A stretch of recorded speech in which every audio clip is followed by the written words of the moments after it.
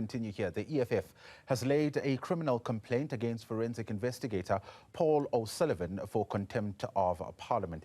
He left the ad hoc committee proceedings early, saying he had a flight to catch.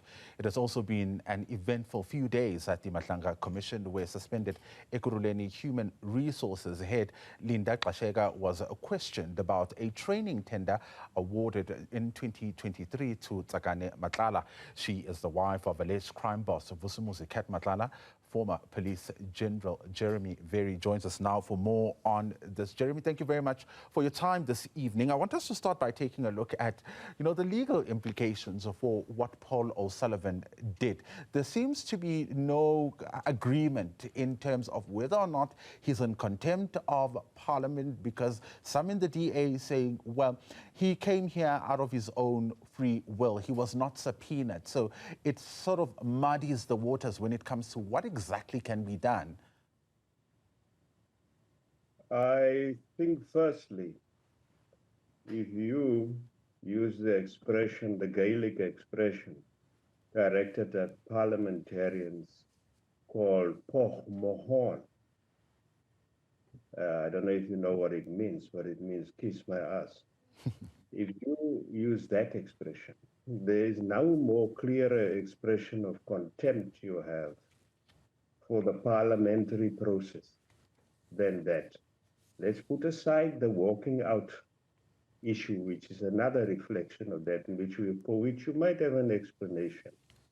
But if you use that expression in the way it was used, I'm sure any other Irish person who calls in will clearly agree that it is a very contemptuous thing to say to another person, and in this case to parliamentarians.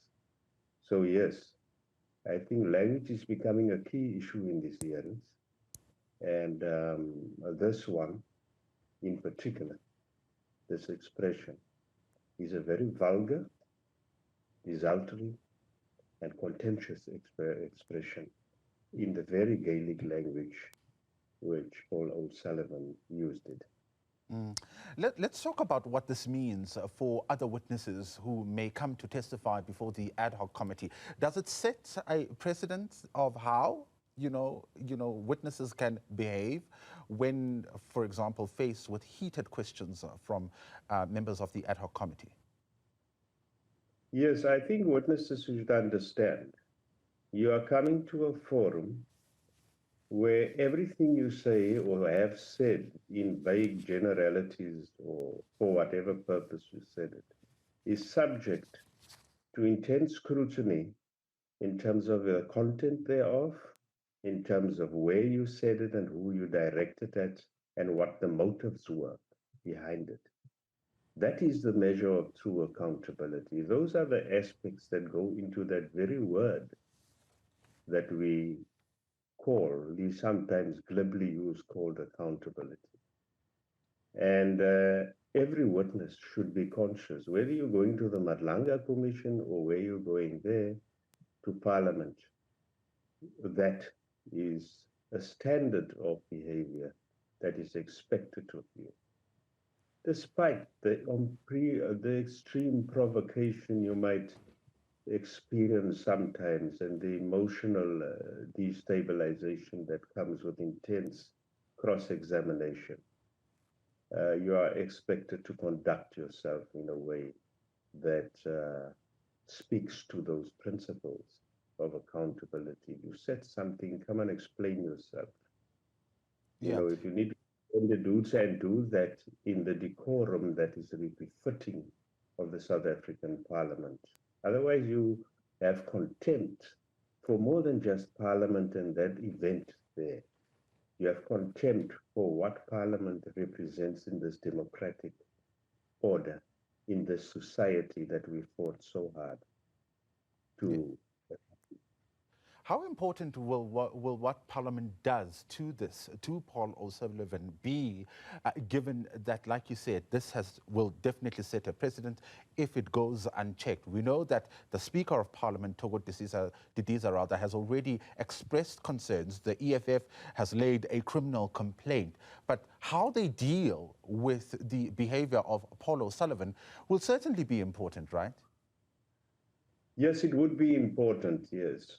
And where defamatory comments are directed at individual parliamentarians in the individual and outside of parliament also, it would apply that they would take the necessary legal action to address those defamatory statements. I think it's about time that people learn there's a consequence to glibly just say things.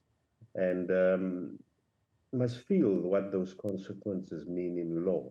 So there's what Parliament should do to address the contempt from the parliamentary perspective there, but what individual MPs should do as individual citizens to exercise their right to not be defamed in some cases or not to suffer such desultory kind of assaults on their characters and persons.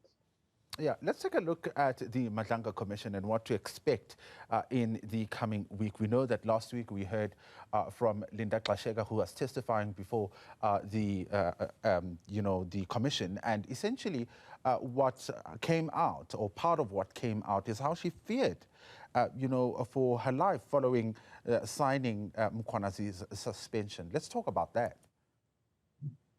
Yes, I think there's the motives of one counter allegation against the other that is important.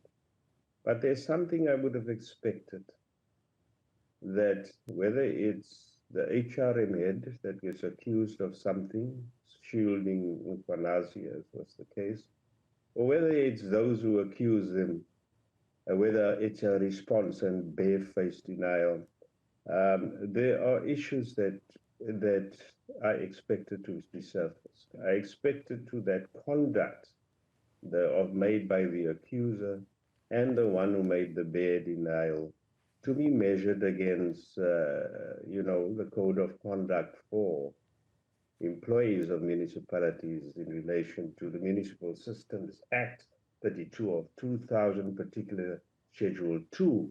And read what that is the local government code of conduct for municipal staff, for Ekurhuleni in particular.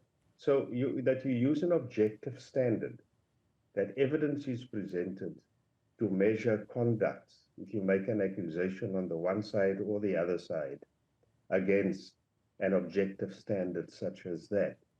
But sadly, we did not see such a standard being